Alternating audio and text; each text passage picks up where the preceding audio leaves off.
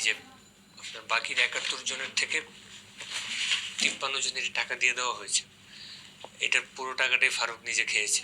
আমি সবাইকে অবশ্য ফোন দিয়ে খোঁজ খবর নিয়েছি, সবাই বলেছে আসলে এই টাকাগুলো পরিশোধ। ছেলেটা কত বড় বাটপার! আমি বিশ্বাস করে বাবা ওর হাতে সবকিছু তুলে দিয়েছিলাম, আর আমার সাথে এত বড় বাটপারিটা করলো। তা তো আঙ্কেল দেখতেই পাচ্ছি। আঙ্কেল আপনি চিন্তা করবেন না, আমি আগামীকালকে আপনার দোকানে একটা সিসিটিভি ক্যামেরা লাগিয়ে দিচ্ছি, আপনি ঘরে বসে সবকিছু দেখতে পারবেন। আর তাছাড়া একটা সফটওয়্যার ইনস্টল করে দিচ্ছি, কত টাকা লেনদেন হচ্ছে আপনি সবকিছু ঘরে বসে স্টক করতে পারবেন। তুমি অনেক বড় উপকার করলে। আমি তো খুব চিন্তায় পড়ে গেছিলাম, তুমি আমাকে সেই চিন্তা মুক্ত করলে বাবা। আচ্ছা ঠিক আছে বাবা, তুমি সারাদিন বাইরে ছিলে, এখন যে ফ্রেশ হয়ে নাও, আমি তোমার খাবার খাচ্ছি। শুনি খাওয়া দাওয়া হয়েছে?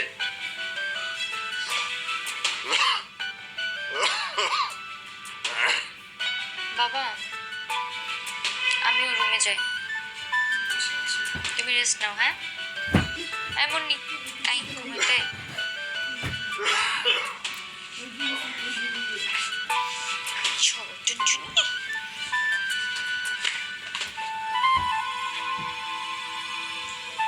দেখছো ছেলেটা কত ভালো, কত দায়িত্ববান। হ্যাঁ ভালোই, ওর মেধাও আছে অনেক। মুন্নিকে যখন পড়াতে বসে খুব সুন্দর করে বোঝায়। তোমার মনে আছে এই ছেলেটার জন্যই তো আমার বন্ধু প্রস্তাব পাঠিয়েছিল গত বছর, কিন্তু নাদিয়া তো রিজেক্ট করে দিয়েছিল। তোমার বন্ধুর ছেলে বলতে এই ছেলের কথাই বলেছে? হ্যাঁ, তবে আর বলছি কি, সেই ছেলে। আর নাদিয়াও বলেছিল ওর গ্রামের ছেলে পছন্দ না, ও গ্রামের ছেলে বিয়ে করবে না। কত কাহিনী করলো তখন তোমার মেয়ে, ছেলেটার নামটা পর্যন্ত জানতে চায়নি। আসলে নাদিয়ার মা, আমাদের মেয়েটা না এখন অবুঝ, এই জন্য আমার খুব চিন্তা হয় ওকে নিয়ে। আমার কিছু হয়ে গেলে এই পরিবারের হাল তো তাকেই ধরতে হবে, তাই না? তোমার কিছু হয়ে যাবে মানে? কি সব অলক্ষণে কথাবার্তা বলো, আর কখনো এই ধরনের কথা মুখেও আনবে না। তুমি থাকো, আমি ছেলেটাকে খাবার দিয়ে আসি। এটাই চির সত্য নাদিয়ার মা, এটাই চির সত্য।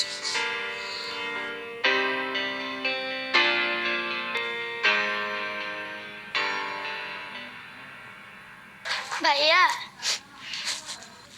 ভাইয়া ভাইয়া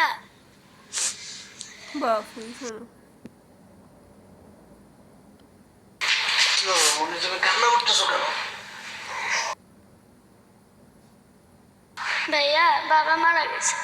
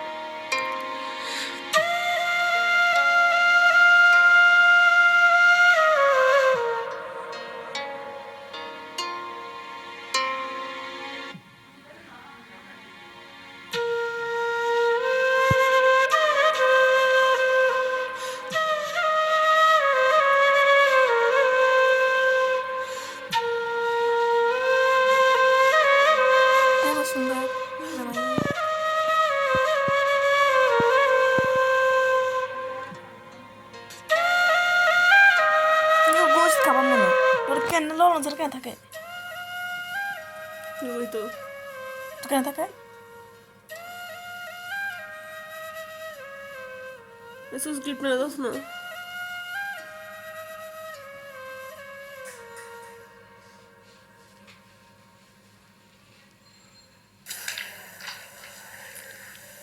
মা চলো কিছু খেয়ে নেবে। আমার খিদে নেই, তোরা খেয়ে নিয়ে যা। মা এভাবে আর কতদিন বলো তো? বুদ্ধি শোনি এভাবে চললে তো তুমিও অসুস্থ হয়ে যাবা। আমি খুব চিন্তায় আছি রে মা। কি নিয়ে চিন্তায় আছো? এই সংসারটা কিভাবে চলবে, আমি কি করব না করব কিছুই তো বুঝে উঠতে পারছি না। সংসার তো চলছে মা, আমাদের দোকান থেকে যে টাকা আসছে এতেই তো আমাদের চলে যাচ্ছে। তুমি এত চিন্তা করো না তো। চিন্তা তো হবেই, তাই না? আপাতত তো হিমেল দোকানটা বুঝে নিয়েছে, কিন্তু আজ যদি হিমেল না থাকতো তাহলে কোন? আমাদের কি হতো একবার চিন্তা কর। নায়ক হ্যাঁ, উনি আমাদের জন্য অনেক কষ্ট করছে। ছেলেটা দিন রাত পরিশ্রম করে যাচ্ছে, জামাই সেই সকালে যায় রাতে ফেরে, সবকিছু কি সুন্দর করে ম্যানেজ করে নিয়েছে। কিন্তু ও তো আর সারা জীবন আমাদের সাথে থাকবে না, একদিন না একদিন তো ওকে চলে যেতে হবে। ও যদি চলে যায় তখন আমরা কি করব, একবার ভেবে দেখেছিস? আচ্ছা, তখন একটা তখন দেখা যাবে। আল্লাহ আছে না, আল্লাহ আমাদের চালাবে। তুমি এত চিন্তা করো না তো। এখন আসো, ওকে নিয়ে আসো, কয়টা খেয়ে নিবা। আসো। আচ্ছা ঠিক আছে, তুই ছেলেটাকে ডাক দে, আমরা একসাথেই খাই। ঠিক আছে, ওকে নিয়ে আসো। চলো। এগুলোই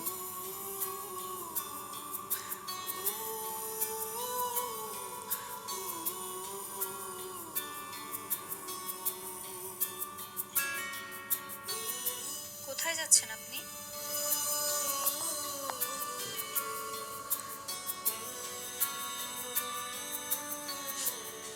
চলে যাচ্ছি। চলে যাচ্ছি মানে একবারে চলে যাচ্ছেন? আমি ফারুককে সবকিছু বুঝিয়ে দিয়েছি, ও সবকিছু সামনে নেবে।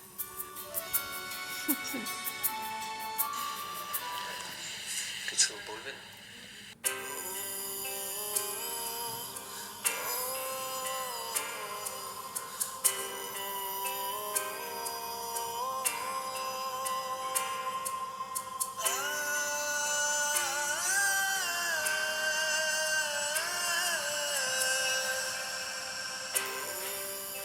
ভাইয়া তুমি চলে যাচ্ছ? হ্যাঁ, চলে যাচ্ছি। আমার আপুকে বিয়ে করবে না? এখন এসব কথা আর বলবো না। তোমার আপনি এমনিতে অনেক মন খারাপ, শুনে কষ্ট পাবে। আর ধরে না ওইসব কথা আমি দুষ্টুমি করেই বলেছিলাম, বলে যাও। ভাইয়া তুমি চলে গেলে আমার অনেক মন খারাপ।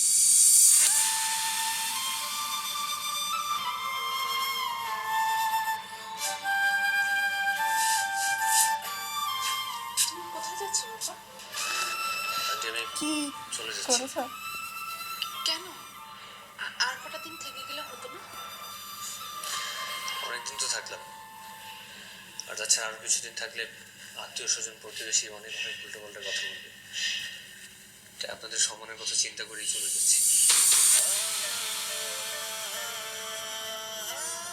আমি তাহলে আসি। একটা কথা বলবো বাবা? বিয়ে করে যাবে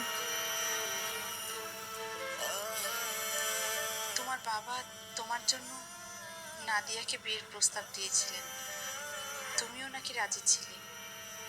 এখন কি ব্যাপারটা আগানো যায় না? তুমি তো ঢাকায় একটা কাজের জন্যই এসেছিলে, নাদিয়াকে বিয়ে করে এই সব কিছু না হয় বুঝে নাও। থাক না ওসব কথা। আর তাছাড়া বিয়েতে তো একজনের সম্মতিতে হয় না, আর জোর করেও নাদিয়াকে বিয়ে করা সম্ভব না। ওর এমনিতেই এখন মন ভালো না, আপনিও এসব ব্যাপারে কিছু বলবেন না প্লিজ। আমি এখন আসি আন্টি।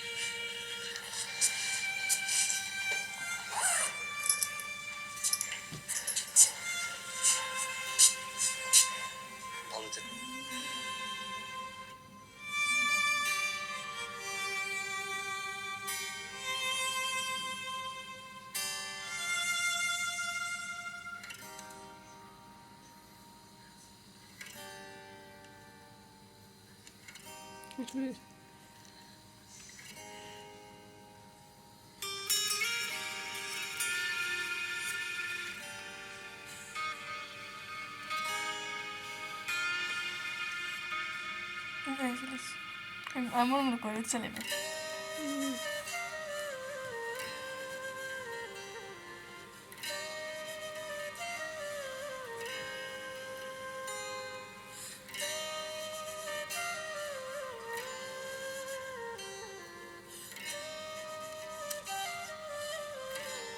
আপনি এখানে? আপনি কি সত্যি চলে যাচ্ছেন?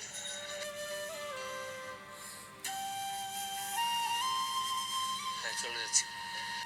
থেকে যাওয়া যায় না? কোথায় থাকবো? আপনাদের বাসায়? মানুষজন তো খারাপ বলবে।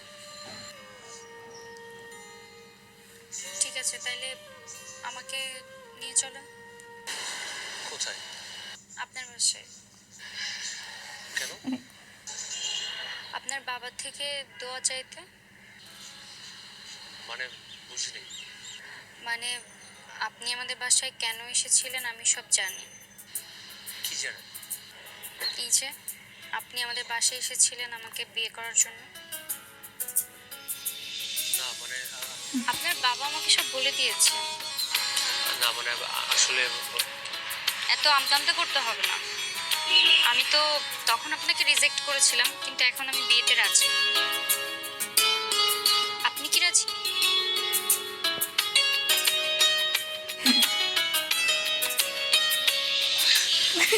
রাজি। গেলে আটকেছে তাহলে চলেন।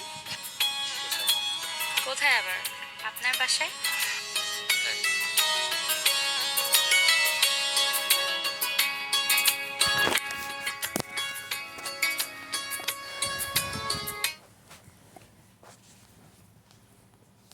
나 입만 나왔어요.